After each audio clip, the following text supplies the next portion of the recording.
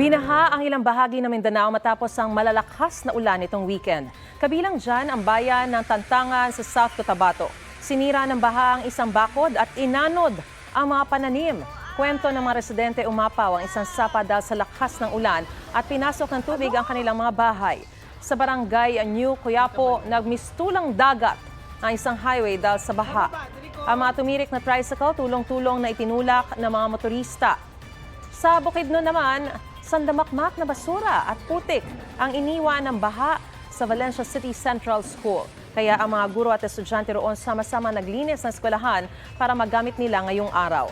Ayon sa mga guro, kabilang sa mga napinsala ay ang mga libro at mga gamit sa loob ng mga classroom. Mga kapuso, para una ka sa mga balita, mag-subscribe sa GMA Integrated News sa YouTube. Sa mga kapuso abroad, subaybayan niyo po kami sa GMA Pinoy TV at sa www.gmanews.tv.